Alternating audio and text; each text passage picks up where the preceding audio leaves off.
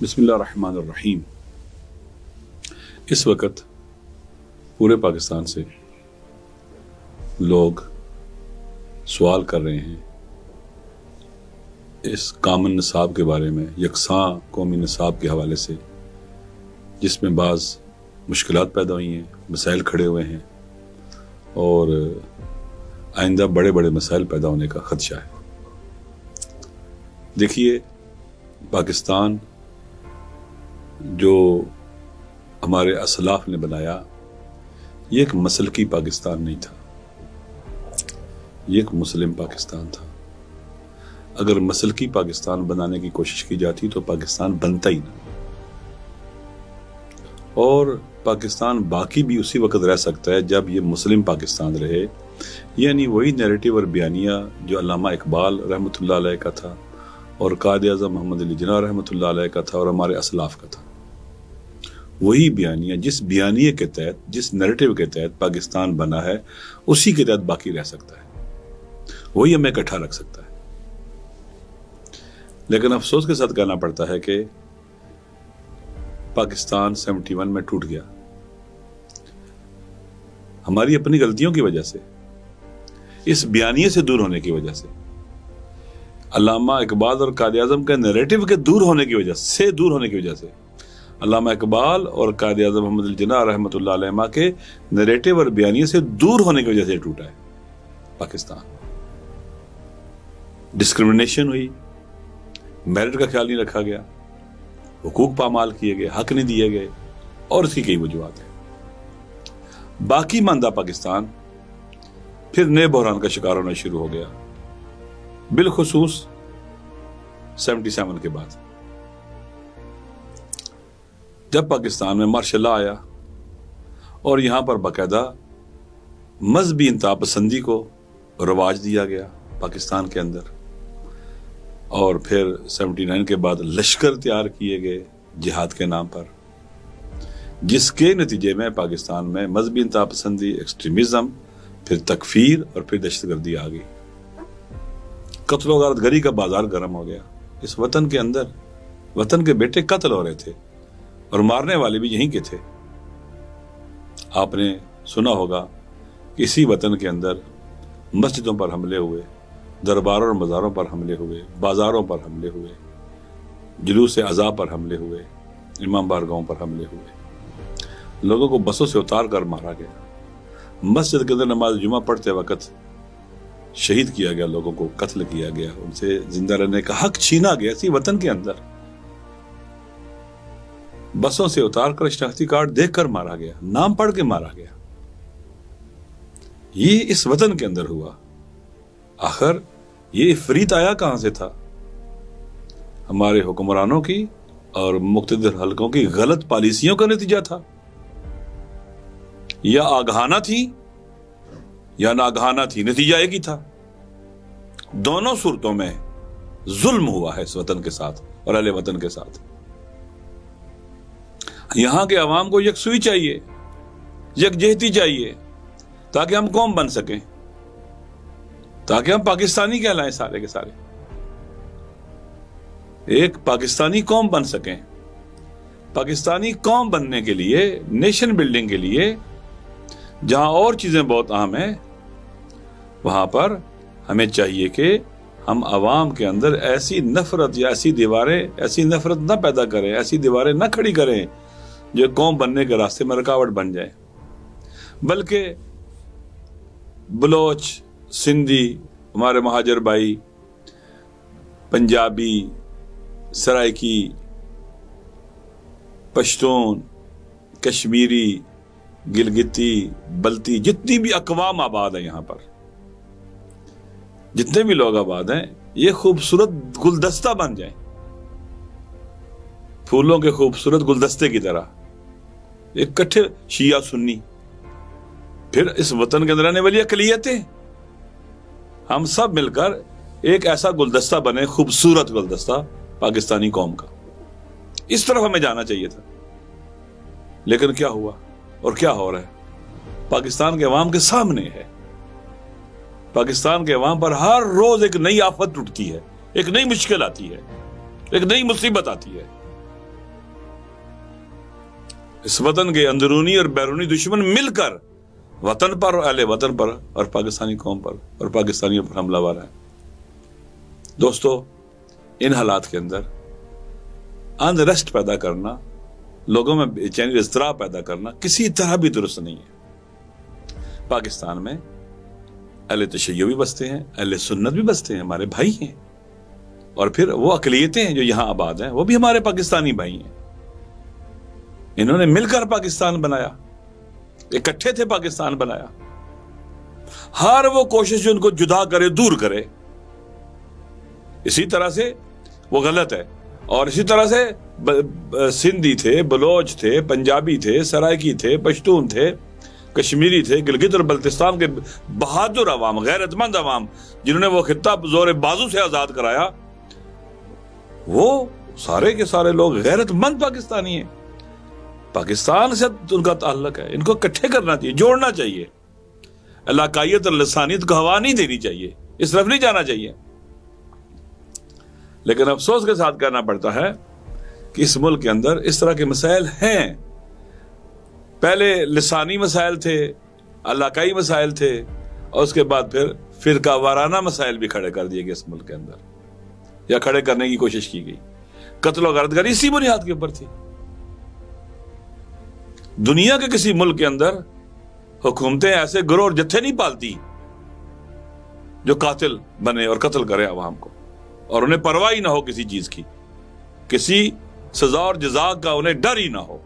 لہٰذا اس وقت جو اور مسائل ہیں، عوام پہلے ہی مہنگائی کی چکی میں پس رہے ہیں، مشکلات ہیں، یہ پورا ریجن اور خطہ مشکلات کا شکار ہو گیا۔ دنیا ایک نئے مرحلے میں داخل ہو رہی ہے۔ پاکستان حساس جگہ پر واقع ہے۔ پہلے 2 عالمی جنگوں کے بعد دنیا کے اندر پاور ری سائز ہو کے ری شیپ ہوئی تھی، اور 2 قطبی نظام آ گیا تھا دنیا میں، سوویت یونین کا اور ویسٹ کا۔ اب پھر نئے سرے سے، اب دنیا میں کوئی سپر طاقت نہیں رہی، تو نئے سرے سے چیزیں ری سائز ہو کے ری شیپ ہو رہی ہیں، پاور ری شیپ ہو رہی ہے، ری سائز ہو رہی ہے۔ ہمارا ملک حساس جگہ پر واقع ہے۔ یہاں خدا نہ خواستہ اگر اس ملک کے اندر اسی طرح کی صورتحال رہی تو ہم بڑے بحرانوں کا شکار ہو جائیں گے۔ یہ عالمی قوتوں کی اماجگاہ بن جائے گا، خطرناک اماجگاہ بن جائے گا، ان کا اکھاڑا بن جائے گا، یہ پھر فائدہ اٹھائیں گے۔ لہذا اہم مسئلہ ان میں آج کل کیا ہے؟ نصاب کا مسئلہ ہے۔ کہتے ہیں یکساں قومی نصاب۔ جیسے میں نے پہلے کہا، ہمیں ہمارے سندھی بھائی ایک آئیڈینٹی رکھتے ہیں، ہمیں شناخت ہے، مہاجر بھائیوں کی شناخت ہے، آئیڈینٹی ہے ان کی، ہمیں قبول کرنا چاہیے۔ بلوچ بھائی صدیوں سے بلوچ ہے وہ، اور ہمیں اس آئیڈینٹی کو قبول کرنا چاہیے۔ پنجابی، سرائکی، پشتون، کشمیری، گلگتی، بلتی، یہ ساری کی ساری آئیڈینٹیز ہیں، ان کا ہمیں خیال رکھنا چاہیے۔ ان کی ثقافت ہے، تاریخ ہے ان کی۔ ایسے شیعہ اور سنی بھی ایسے ہی ہیں، بھائی ہیں ہم آپس میں، ایک اہل سنت بھائی ہیں، ایک شیعہ بھائی ہیں، آپس میں برادر ہیں ہم لوگ، مل کے پاکستان بنایا ہمارے اسلاف نے۔ اگرچہ آج کچھ لوگ ایسے ہیں جو نفرتیں پیدا کرتے ہیں اور مشکلات کھڑی کرتے ہیں، نادان بھی ہیں۔ یکساں قومی نصاب ایسا ہونا چاہیے جس میں مسلمان، پاکستانی، شیعہ اور سنی مسلمان بھائی آپس میں جو ان کو ریکگنائز کرتے ہیں۔ اہل سنت کی اپنی تعلیمات ہیں، ہمارے اہل سنت بھائی رسول پاک کے بعد خلافت کے قائل ہیں، وہ اس کے بعد فقہائے اربعہ کو مانتے ہیں، یا بعض جو ہے نا وہ غیر مقلد ہیں۔ ہم غیر مقلد کو بھی تسلیم کرتے ہیں، جو مقلد ہیں ان کو بھی تسلیم کرتے ہیں۔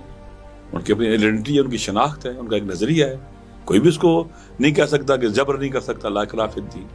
ایسی اہل تشیع امامت کے قائل ہیں، 12 اماموں کی امامت کے قائل ہیں۔ یہ دین، تمام کا تمام دین جو پورا ضابطہ حیات ہے، یہ رسول پاک تک ان کے ذریعے پہنچتے ہیں، اہل بیت رسول کے ذریعے، اور اس راستے کو ہم نے چنا ہے۔ ہمارے اہل سنت بھائی نے وہ راستہ چنا ہے، اہل تشیع نے راستہ چنا ہے، دونوں صدیوں سے ہیں۔ تو ایسا نہیں ہونا چاہیے کہ کوئی جیسے اکبر بادشاہ نے ایک اپنا دین الہی بنا لیا تھا، وہ نہیں چلا تھا۔ اسی طرح سے ان دونوں کو قبول کیا جائے، سب کو قبول کیا جائے، اور ایسا نصاب بنایا جائے، چاہے وہ معاشرتی علوم ہو، چاہے وہ اردو ہو، چاہے وہ اسلامیات ہو، جو دونوں کے جو مسلمات ہیں، جو دونوں ان کا خیال رکھا جائے، کوئی انریسٹ فیل نہ کرے۔ اور اگر خدا نخواستہ آپ کو پتہ ہے تاریخ ہے اس بات کی کہ ہمارے اسلاف نے تحریک چلائی اور پاکستان کے اندر باقاعدہ اہل تشیع کے لیے الگ دینیات کا سلسلہ شروع ہوا. ایک دینیات کامن تھی 8ویں کلاس تک، اس کے بعد پھر 2 حصوں میں تقسیم ہو گئی. پھر پرویز مشرف کے دور میں بھی ایک مناسب نصاب آ گیا تھا. مجھے حیرانگی ہے جو پہلے نصاب بنے ہوئے تھے جس پر سب کا اتفاق تھا تقریباً، اور کبھی کوئی مسئلہ ہی نصاب کے حوالے سے نہیں اٹھا تھا، اب یہ نیا پنڈورا بکس کیوں کھولا گیا ہے؟ کیوں اس طرح سے مسائل کھڑے کیے گئے ہیں جس کے نتیجے میں انرس پیدا ہو؟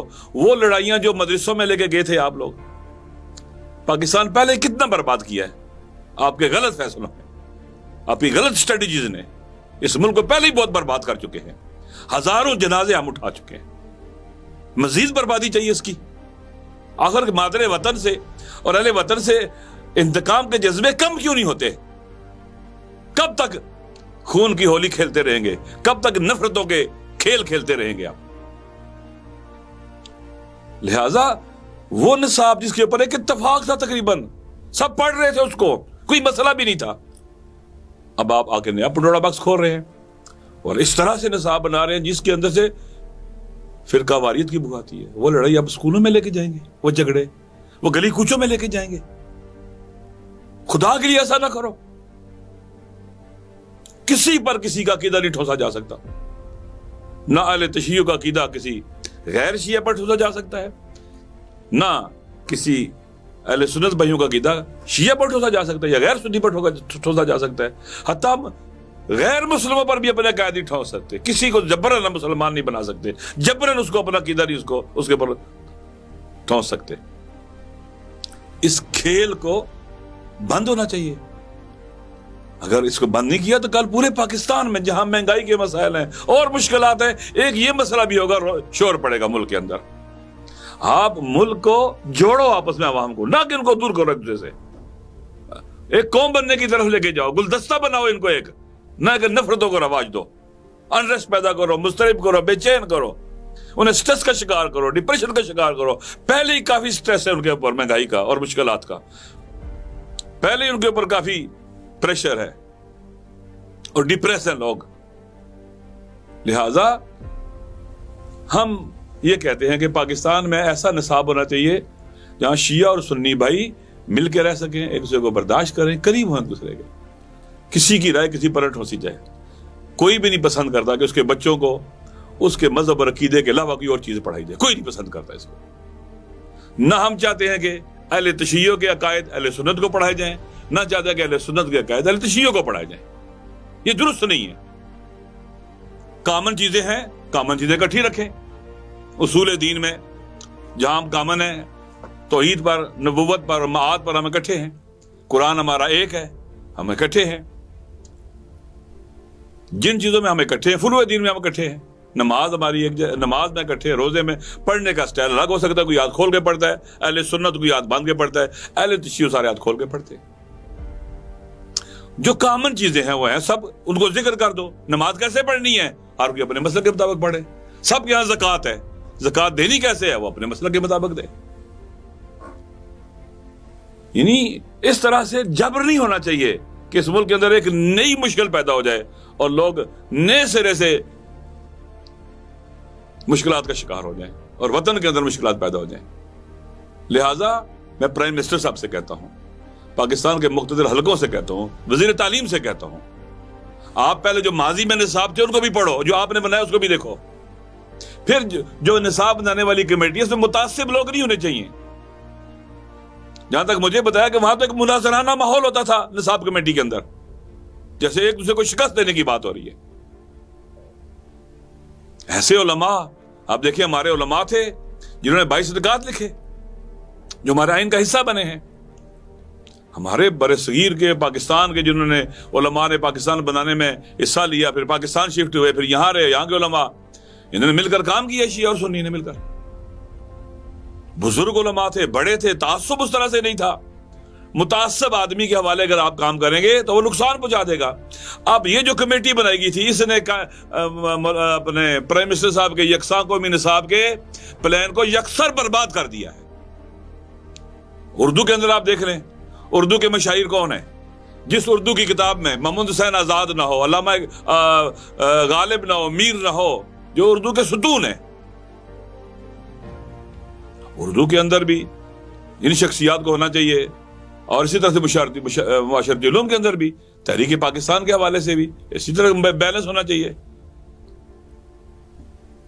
تعصب کو، نفرت کو نصاب کا ایسا نہیں بنانا چاہیے کہ پڑھنے والا کہے کہ کسی متعصب نے کتاب لکھی ہے، پڑھنے والا کہے کہ کسی نفرت پھیلانے والے نے یہ کتاب لکھی اور نصاب بنایا۔ یہ درست نہیں ہے۔ اس وقت پورے پاکستان میں لوگوں کے اندر کوشچن پٹ اپ ہو رہا ہے۔ پرائم منسٹر صاحب، وزیر تعلیم، وفاقی وزیر تعلیم صاحب، آپ سے گزارش ہے کہ اس سلسلے کا راستہ روکیں۔ آپ اگر لوگوں سے سائن بھی کروا لیں گے پریشر ڈال کے یا جس طرح سے بھی، تو آپ پاکستان کے عوام قبول نہیں کریں گے، کسی طرح بھی قبول نہیں کریں گے۔ شیعہ سنی 1400 سال سے چلے آ رہے ہیں، صدیوں سے چلے آ رہے ہیں، ہمیں اکٹھے رہنا ہے، ہم بھائی ایک دوسرے کے، اپنی اپنی خصوصیات کے ساتھ، اپنی اپنی آئیڈینٹیز کے ساتھ۔ مین آئیڈینٹی کیا ہے؟ ہماری اسلام ہے، ہم مسلمان ہیں، خدا کو مانتے ہیں، قرآن ہے، نبی کو مانتے ہیں، ایک ہے ہماری۔ لہذا اس سلسلے کا تدارک ہونا چاہیے، اس راستے کو روکنا چاہیے۔ اور پرائم منسٹر صاحب، یہ جو بھی نصاب بنایا گیا ہمارے تحفظات ہیں، یکساں قومی نصاب نہیں ہے، یہ فرقہ واریت کو پھیلائے گا، نفرتوں کو پھیلائے گا، گلی کوچے میں نفرتیں لے کے چلا جائے گا۔ آپ معتدل آدمیوں پر، ایسے لوگوں پر جو واقعاً اہل ہو اس کام کے، ان پر کمیٹیاں بنائیں جو ایسا نصاب بنا کے دے جو قائد اعظم کے نیریٹو کے مطابق ہو، علامہ اقبال کے نیریٹو کے مطابق ہو، پاکستان کے دستور اور آئین کے مطابق ہو، جو پہلے بنا ہوا ہے اس سے بہتر ہو، نہیں تو اسی کو لے آؤ، اسی کو لے آؤ، وہ بہتر ہے۔ چل رہا تھا وہ، اردو کا نصاب بھی انڈر کوسچن ہے، معاشرتی علوم کا نصاب بھی انڈر کوسچن ہے، دینیات کا نصاب بھی انڈر کوسچن ہے۔ لہذا میری پھر ایک مرتبہ دردمندانہ اپیل ہے پرائم منسٹر صاحب سے، وفاقی وزیر تعلیم صاحب سے، اور تمام ان مقتدر شخصیات سے جو اثر رکھتی ہیں، اثر گزار ہیں پاکستان کے اندر، سب سے، سیاستدانوں سے، پارلیمنٹیرین سے، خدا کے لیے اس نئے پنڈڑا باکس کے کھلنے کا راستہ روکیں جو ہمارے ملک کے اندر مزید مشکلات پیدا کر دے گا۔ نفرتیں گلی گلی میں چلی جائیں گی، اسکولوں کے اندر چلی جائیں گی، مسائل کھڑے ہوں گے۔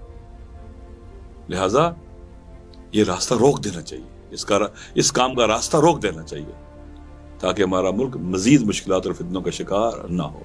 السلام علیکم ورحمۃ اللہ وبرکاتہ۔